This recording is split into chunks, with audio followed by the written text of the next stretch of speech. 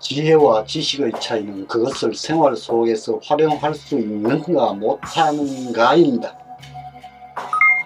역경은 삶에 강력한 활력을 제공합니다. 빚을 진 덕분에 일이 잘 되어 사회에 유익한 업적을 남기는 사람이 많습니다. 빚도 일종의 에너지가 되는 것입니다.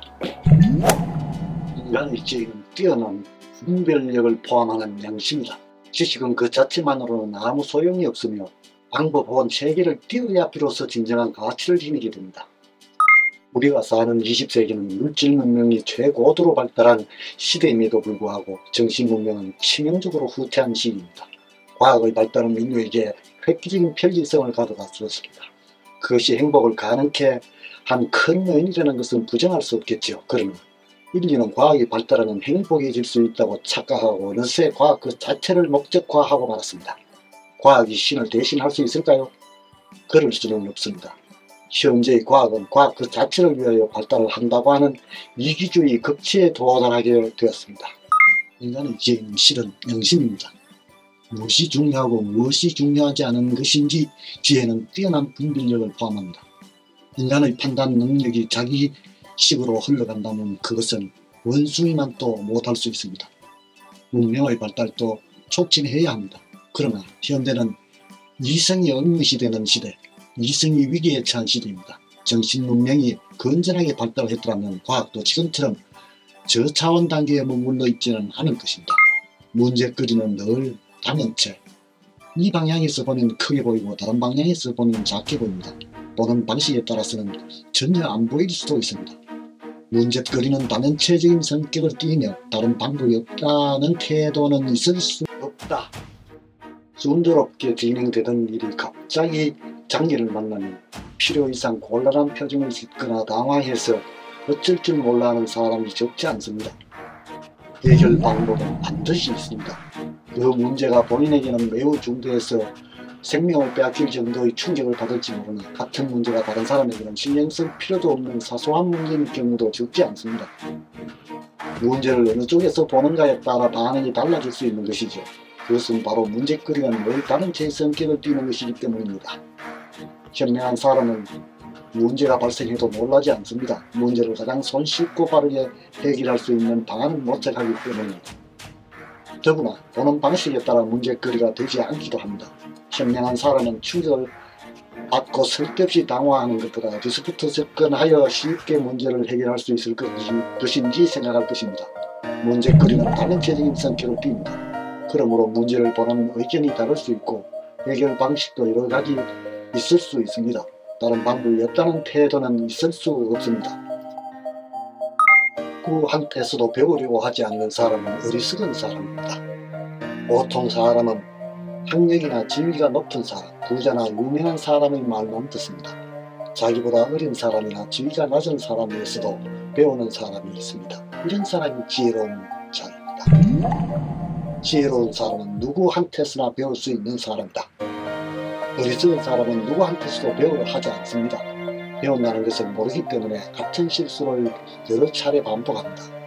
지난날의 경험을 전혀 활용하지 못하다 보니 같은 실수를 반복하는 일이 당연하겠죠. 대부분의 사람들은 지식이나 지위가 높은 사람 혹은 학력이 높은 사람들의 의견을 존중해서 그들의 의견을 자신의 생각보다 중요시하기 쉽습니다. 자신의 직관을 경시하고 남의 판단에 의존하는 것이죠. 이것은 겸손하기보다는 비굴한 태도이며 자기 자신에 대한 자신이 없는 것이죠. 많은 사람들이 이런 행동 양식을 보입니다. 지식이나 학력이 높은 사람들의 판단이 항상 옳았을까요? 오히려 전쟁이나 쓸데없는 마찰이 일어난 것은 대부분 그런 사람들의 의견이 계기가 된 것이 아닙니다. 지혜로운 사람은 누구한테서나 배울 수 있는 사람입니다. 슬기로운 사람은 식견 있는 사람들은 물론 떨어지는 사과를 보고 만유인력의 법칙을 알아냈던 뉴턴과 같이 삼라만상까지 스승으로 생각하는 사람입니다. 현대는 정보사회이므로 어리석어서는 정보 수집도 못할 것이고 평범해서는 정보 수집에만 신경을 쓰게 될 것입니다. 올바른 판단을 기르기 위해서 지혜로운 사람들의 생활 방식을 배웁시다. 사람은 논리에 근거해서만 행동하는 것은 아닙니다. 이해관계나 옳고 그름을 따지지 않고 움직일 때도 있습니다. 그것은 마음이 있기 때문입니다. 인간이 동물과 근본적으로 다른 것은 마음에 있어서 감동할 수 있다는 것점입니다. 인간 감정의 미묘한 흐름을 이해하는 것이 매우 중요하다. 인간은 무엇에 감동받고 삶의 의욕을 갖게 되며 어떤 일에 분노해서 의욕을 상실하는 것일까? 사람은 사람에게 감명을 받아서 자기 능력 이상의 힘을 발휘하려 노력합니다. 지가 아니라 정에 따라 움직이는 것이죠. 어느 시대에나 이해관계에 밝은 사람이 있기 마련입니다. 그러나 그 시적으로 보면 사람은 이해를 초월하고 때로는 옳고 그름을 따지지 않고 감정에 따라 행동한다고 단언해도 됩니다. 동서양을 막론하고 개혁정신을 높이 사는 것은 감동할 수 있는 마음이 잠재되어 있기 때문입니다. 사람은 열심히 사는 사람을 내버려 두지 않습니다. 서본을 보내고 반드시 도움을 줄 것입니다. 그 소리가 들립니까? 안 들립니까?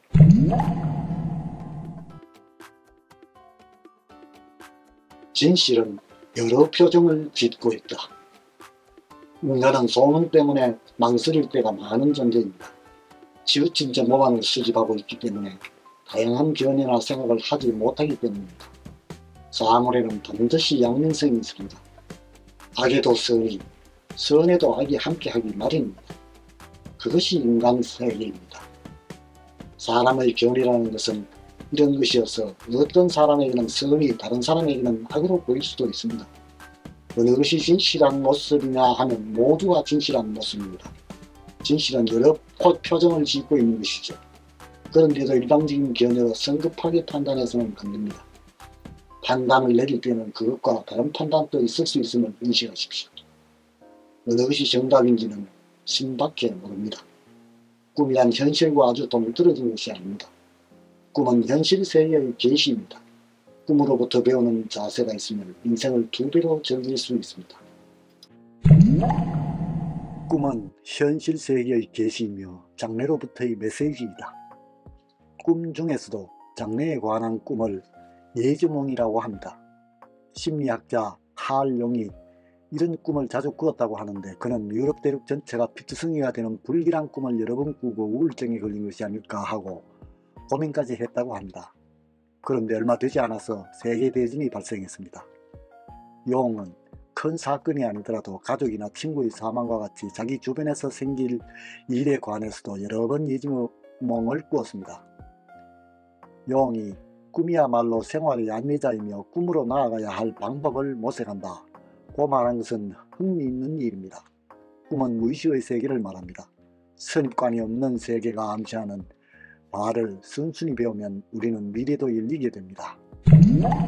역경은 삶에 강력한 활력을 제공합니다. 빚을 진 덕분에 일이 잘 되어 사회에 유익한 업적을 남기는 사람이 많습니다.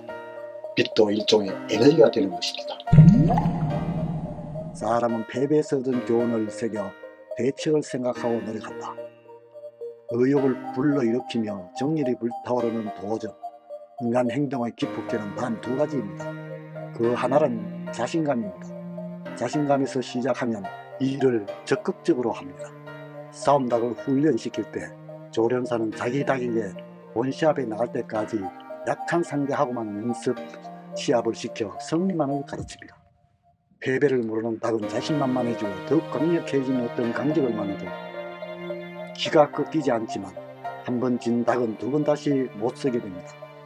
힘의 근원인 자신감을 잃었기 때문입니다. 사람도 한 번 지면 자신감을 잃게 되지만 패배에서 얻은 교훈을 새겨 대책을 생각하고 노력합니다.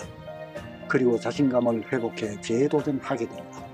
그리고 또 한 가지, 이제 자신감의 반대편에 있는 열등감이 원동력이요 활력이 되는 것입니다.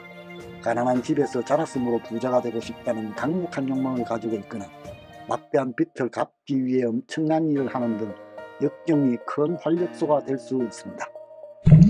이성과 저성은 다른 세상이 아닙니다. 이성과 저성은 그림자처럼 함께 붙어있는 동반자입니다.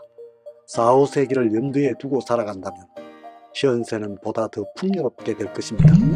인간의 마음과 영혼은 또 하나의 다른 시간과 공간 속에 존재한다. 투입과 산출. 이 세상에서 투입과 산출이 똑같은 일은 있을 수 없습니다. 항상 어느 한쪽이 많게 마련입니다. 언제나 양자는 불규정의 상태로 존재하는 것입니다. 기회는 평등해야 하지만 성과는 공평하게 분배되어야 한다. 현대에 이르러 세상에 여러가지 차별이 없어진 것은 사실이나 오히려 지나친 평등주의가 널리 퍼진 것 같습니다. 선진국에서는 빈부의 격차가 심화되면서 특히 못 가진 자가 가진 자보다 힘을 갖기 시작했습니다. 그리하여 평등의 의미를 확대하여 능력의 차이를 무시하고 평등하게 분배하는 제도를 수립한 나라가 많아졌습니다. 그러나 우리가 확실히 해야 할 것은 국민이 이런 제도에 만족하고 있는 한 그 나라는 황혼기를 맞이하고 있다고 해도 과언이 아니라는 사실입니다. 기회는 평등해야 하지만 성과는 공평하게 분배되어야 합니다. 최선을 다한 사람에게 정당한 대가를 부여하는 제도가 없어진다면 사람들이 활력을 잃는 것은 단지 시간 문제일 따름입니다. 인생은 매우 불평등한 것입니다. 투입과 산출이 크게 다르기 때문에 작은 투자로 큰 이익을 얻는 사람도 있습니다. 열심히 노력하고 행운이 따르면 큰 성공을 얻을 수 있기에 인생은 자극적인 것입니다. 삶은 예측할 수 없으므로 더욱 흥미진진한 것입니다. 끝까지 시청해 주셔서 감사합니다.